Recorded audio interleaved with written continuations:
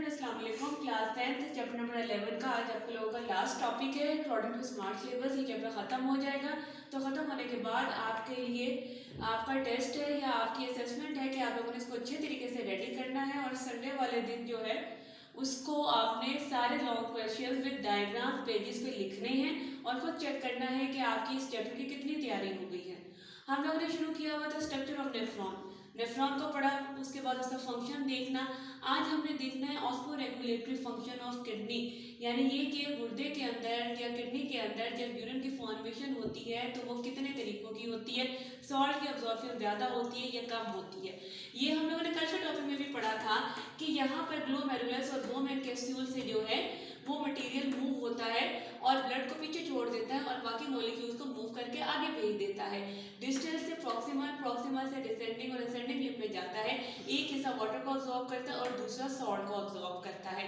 अब जो हमारा टॉपिक है वो है ऑस्मोरेगुलेटरी फंक्शन ऑफ किडनी, यानी कि ऑस्मोरेगुलेशन क्या है। आपकी बॉडी के अंदर या जिस्म के अंदर जितने भी वाटर और सॉल्ट मटेरियल है उनको मेंटेन करना आपकी बॉडी के अकॉर्डिंग ऑस्मोरेगुलेटरी कहलाता है या ऑस्मोरेगुलेशन कहलाता है। ऑस्मोरेगुलेशन हो चुकी, आपकी बॉडी के अंदर बेस मटेरियल और सॉल्ट मटेरियल इकट्ठे हो गए, उन्होंने आपके जिस्म के मुताबिक रेगुलेट होना है, उसको ऑस्मोरेगुलेशन कहोगे। अब ऑस्मोरेगुलेशन के नतीजे में दो तरह का यूरिन बनेगा, एक कहलाएगा हाइपरटोनिक और एक कहलाएगा हाइपोटोनिक यूरिन। हाइपरटोनिक वो है जिसकी कंसंट्रेशन या मकदार सॉल्ट की ज़्यादा होगी, वो हाइपरटोनिक कहलाएगा, और जिसके अंदर सॉल्ट कम होंगे उसको हाइपोटोनिक यूरिन कहलाएगा। यानी ये कि नेफ्रॉन से आते हुए आगे जब वाटर और सॉल्ट मूव होके आ रहा है और वाटर ज़रूरत से ज़्यादा अब्जॉर्ब हो जाए और उस यूरिन में नमकियात ज़्यादा रह जाए तो उसके नतीजे में जो यूरिन बनेगा वो बहुत गाढ़ा सा येलो और कह लो कि बहुत ज़्यादा कम अमाउंट में बनेगा, इसको आप हाइपोटोनिक यूरिन कहोगे।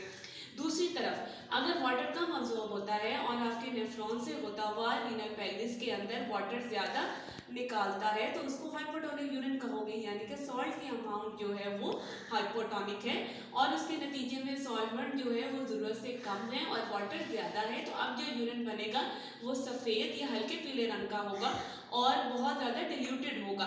ऐसे यूरिन को आप हाइपोटोनिक यूरिन कहोगे। तीन डेफिनेशंस हैं, तीन शॉर्ट क्वेश्चंस हैं और अगर लॉन्ग में आता है तो ऐसे आएगा, explain osmoregulatory function of kidney and also write its type. आप ऑस्मोरेगुलेशन की डेफिनेशन लिखोगे, हाइपरटोनिक की डेफिनेशन लिखोगे, हाइपोटोनिक की लिखोगे, तीनों हेडिंग लिखेंगे तो आपका ये क्वेश्चन जो है कंप्लीट हो जाएगा। अकॉर्डिंग टू स्मार्ट सिलेबस आपका सिलेबस खत्म हो गया है। अब आप लोग नेक्स्ट पेज एक्सरसाइज पे आ जाए, एमसीक्यूज एक दफ़ा रिकॉल कर लें ताकि आपको ये चैप्टर जो है वो पूरा हो जाए। एमसीक्यूज के लिए पेज नंबर 27 खोलें। आपका इस चैप्टर के एमसीक्यू जिन लोगों ने नहीं किए हुए दोबारा एक दफ़ा कर लो अच्छे तरीके से। पेज नंबर 29 पे मल्टीपल चॉइस क्वेश्चन नंबर 1 है, the human urinary system consist of. Human urinary system के बाद कौन से हिस्से हैं, आप इसका 1 का डी ऑप्शन टिक करोगे, किडनी, यूरेटर, यूरिनरी ब्लैडर और यूरेट्रा, यानी कि ये सारे हिस्से, ये सारे पार्ट उस सिस्टम का हिस्सा हैं। दूसरा है which organ is responsible for the filtering the blood, blood को कौन छानता है तो वो किडनी है, इसका दूसरे का डी ऑप्शन टिक करें। तीसरा है the tube between the kidney and urinary bladder, गुर्दे और यूरिनरी ब्लैडर के दरमियान जो ट्यूब या रास्ता है उसको यूरेटर कहते हैं, 3 का ए ऑप्शन टिक करेंगे। 4 वाला है body balance water salt, body के अंदर पानी का, सॉल्ट का, टेम्परेचर का और ग्लूकोज का मेंटेन होना होम्योस्टेसिस कहलाता है, 4 का सी ऑप्शन टिक करेंगे। 5 वाला which is the correct order, कौन सा सही रास्ता है जिसके जरिए यूरिन मूव होता है, यूरेटर, ब्लैडर और यूरेट्रा। उसके बाद 5 वाला है नेक्स्ट, इसके बाद 5 के बाद आ जाता है जी 6 वाला। 6 वाला है नेक्स्ट पेज के ऊपर 30 पेज के ऊपर, what is the function of the ureter, ureter का काम क्या होता है, to carry the urine from the kidney to the bladder, kidney से ब्लड को अलग करके यूरिन को लेना और यूरिनरी ब्लैडर में फेंकना। 6 का बी ऑप्शन टिक करेंगे।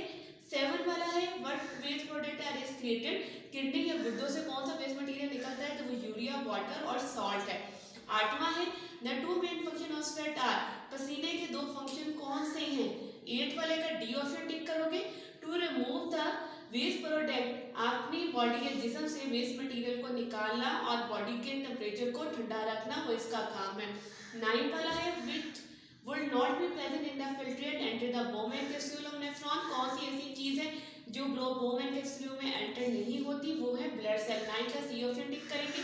10 वाला है during the peritoneal dialysis waste material are move from, ये वाला जो है 10 वाला आप इसका सी ऑप्शन टिक करोगे कि पेरिटोनियल डायलिसिस में कौन सा ब्लड जो है वो मूव होके कहाँ जाता है, तो वो क्या होगा peritoneum fluid, blood present to the dialysis fluid के जितना भी वेस्ट मटेरियल है आपकी बॉडी के अंदर वो सारे का सारा जो लिक्विड अंदर डाला हुआ होता है उसके अंदर शामिल हो जाता है और जिस्म से बाहर निकल जाता है। वैसे 10th वाला एमसीक्यू जो है वो आपके प्रोडक्ट स्मार्ट सिलेबस इंक्लूड नहीं है क्योंकि ये टॉपिक आपके चैप्टर के अंदर नहीं था। उसके बाद इसी के नीचे शॉर्ट क्वेश्चन 2 लिखे हुए हैं। क्वेश्चन नंबर 1 है what are the major organs involve in homeostasis in human body, so state the role of each these organ. आपने इसके अंदर स्किन, लंग्स और किडनी का स्ट्रक्चर लिखना है, यानी 3 पार्ट है हमने अंडरलाइन किए हुए हैं, एक एक लाइन तीनों की लिखनी है। दूसरा identify and label the following diagram, वो नेफ्रॉन की डायग्राम है, ये बनी हुई हो तो इसको लेबल करना आपको आना चाहिए और इसको ड्रॉ करना जुबानी आपको आना चाहिए। अब डायरी देख लो, जो आपकी आज की डायरी है कि पूरा चैप्टर कंप्लीट हो गया, हम रिवाइज कर चुके हैं, आपने पूरे चैप्टर को लर्न करना है क्योंकि ये चैप्टर पूरा हो गया है। उसके बाद पेज 25, 26 जो है उसको लिखना है, एक्सरसाइज को सॉल्व करना है और जब ये दोनों चीज़ें रेडी हो जाएं तो आपका पूरा चैप्टर प्रिपेयर हो गया। अब पूरे चैप्टर को प्रिपेयर करके उसके अंदर से 2-3 लॉन्ग क्वेश्चन लिखो और डायग्राम्स बनाओ तो आपका ये पूरा चैप्टर जो है वो रेडी हो जाएगा और खुद से चेक करो कि आपकी कितनी तैयारी हो गई इस चैप्टर की।